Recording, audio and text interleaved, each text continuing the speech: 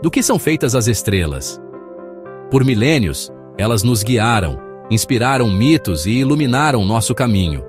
Mas você sabia que, há menos de 100 anos, uma jovem cientista revolucionou nossa compreensão do universo? Cecilia Payne, um nome que mudou para sempre a astrofísica.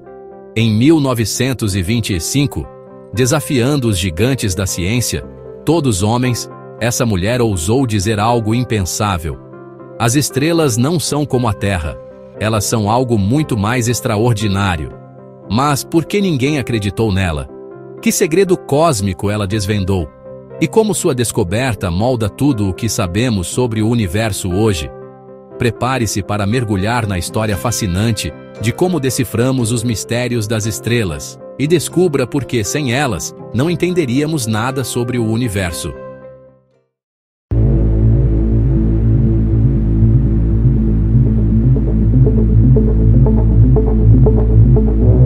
Entre o real e o abstrato.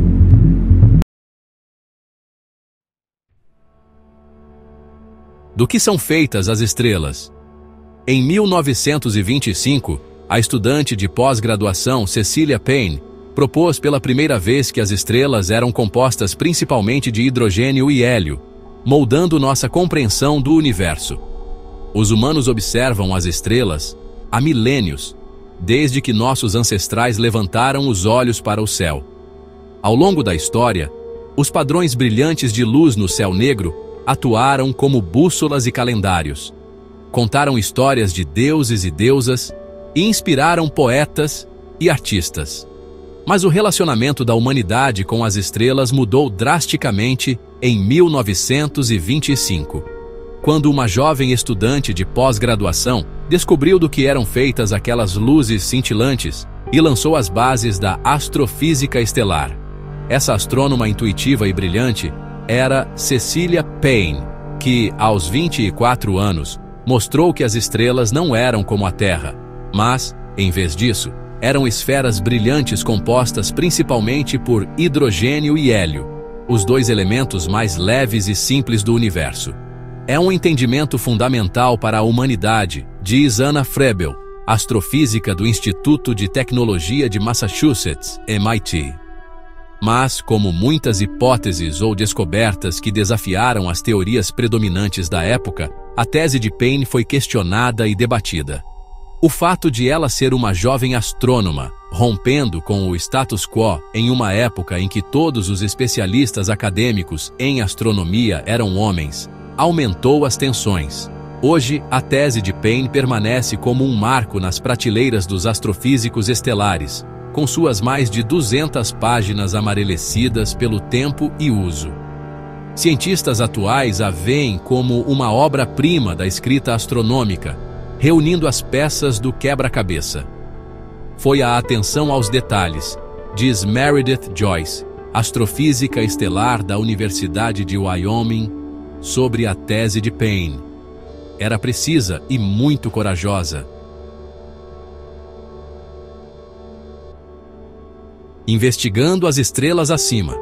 No início dos anos 1600, os humanos começaram a construir e usar telescópios. Observadores perceberam quão prevalentes as estrelas são no céu noturno e que elas se agrupam em nebulosas semelhantes a nuvens. No início dos anos 1800, os observadores usaram prismas pela primeira vez para dispersar a luz solar recebida em um arco-íris de cores. Mais tarde, naquele século, os astrônomos determinaram que, ao colocar um prisma entre a lente de um telescópio e um detector, era possível registrar a luz das estrelas. O prisma fragmentava a luz estelar recebida, que caía sobre uma placa fotográfica de vidro revestida com uma emulsão. À medida que os fótons de luz interagiam com essa emulsão, criavam uma marca escura. Sobre essa placa estava um padrão em leque de regiões escuras e espaços vazios, cada um marcando uma cor específica de luz, a assinatura de uma estrela distante.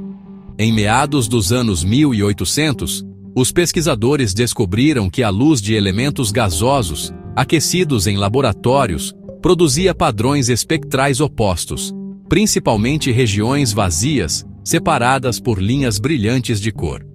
Os físicos perceberam que podiam usar essas linhas brilhantes para interpretar a química daquele gás. Os materiais na crosta terrestre, descobriram os cientistas, mostravam padrões semelhantes aos vistos nas estrelas, e assim os astrônomos pensaram que o Sol e todas as estrelas eram feitos da mesma substância que a Terra. Não tínhamos motivo real para acreditar que algo no universo fosse diferente do que podíamos observar na Terra, diz Joyce. A física das estrelas. As pesquisas em física estavam acelerando naquela época, e as descobertas e teorias científicas circulavam pelo mundo. Os pesquisadores haviam identificado a origem dos padrões nas placas de espectroscopia, os elétrons mudando de níveis de energia enquanto se moviam ao redor do núcleo de um átomo, uma ação que emite ou absorve luz. A cor dessa luz era específica para um determinado átomo, o que significava que um elétron em um átomo de carbono sempre absorveria ou emitiria a mesma quantidade de luz para alcançar um estado mais energético ou retornar a um estado mais relaxado. Em poucos anos, experimentos determinaram a maioria das energias que impulsionam os elétrons para diferentes níveis em muitos elementos atômicos. Ao observar essas linhas características nos espectros da luz estelar, os cientistas puderam ver que as cores ausentes, ou os espaços vazios nas placas, correspondiam perfeitamente aos elementos atômicos. Eles agora podiam identificar os elementos constituintes. As estrelas no céu mostravam espaços em branco onde seus gases absorviam a energia que emanava da fornalha nuclear em seus núcleos.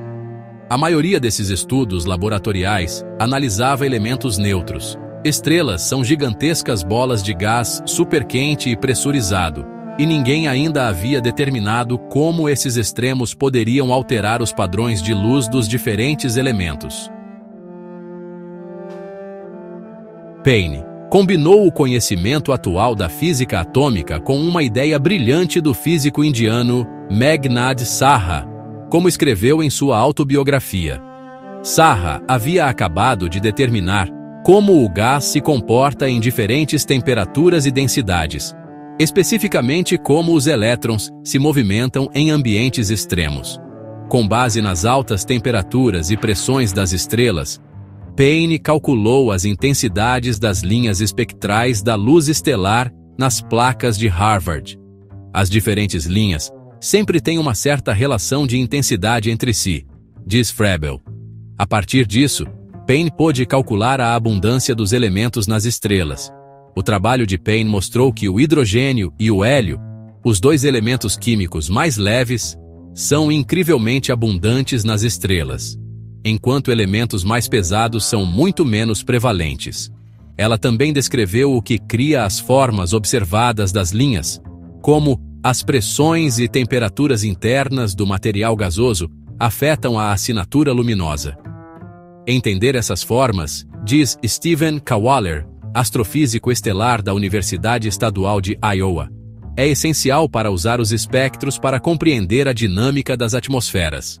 Payne usou as linhas de absorção não apenas para abundâncias ou temperaturas, ele acrescenta, mas para entender o que está fisicamente acontecendo dentro das estrelas.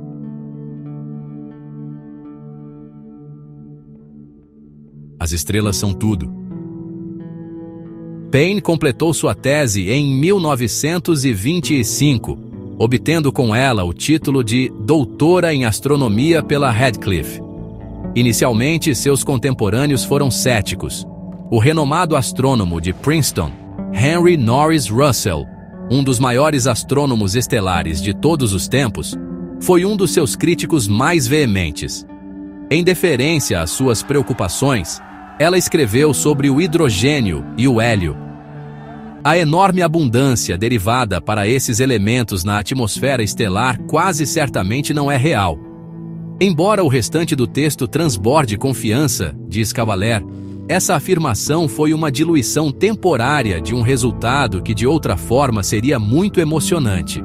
Apenas 4 anos depois, no entanto, Russell confirmou as descobertas de Payne. Este trabalho nos deu o ponto de partida para entender o que é medido na espectroscopia estelar, diz Frebel, que usa a luz das estrelas para buscar as mais antigas. As descobertas de Payne ajudaram pesquisadores futuros a montar o quebra-cabeça do que ocorre abaixo da superfície de uma estrela ao longo de sua vida, como a energia gerada no centro das estrelas se move através de suas camadas externas, e como as estrelas morrem em explosões ou desaparecem lentamente no fundo negro do espaço. As estrelas são tudo, diz Joyce. Todo o resto que sabemos sobre o universo vem das estrelas.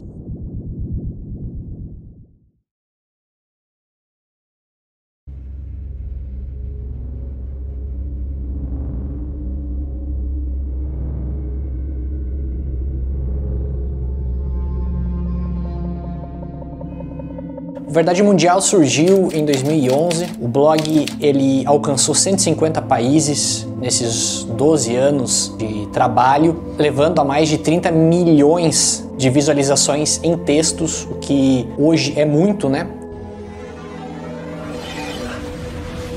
E somando então blog, canal, as redes sociais, são mais de 50 milhões de visualizações, o que faz com que a gente veja a grandiosidade do assunto, a ufologia, o peso dela na nossa sociedade atualmente, principalmente por respostas, tanto da parte social quanto religiosa ou mesmo histórica. Essas lacunas dentro da história é o que me instigaram a criar o Verdade Mundial. Há grandes dúvidas da humanidade, e a principal delas, se estamos realmente sozinhos nesse universo ou não.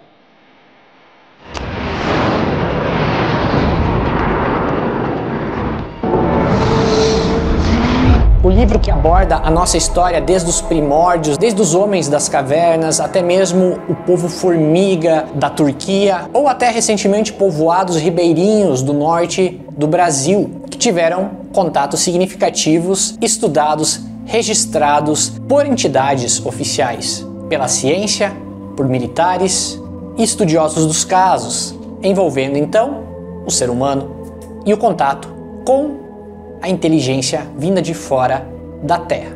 Eis que surge o grande questionamento. É de fora da Terra ou isso já está aqui há muito tempo?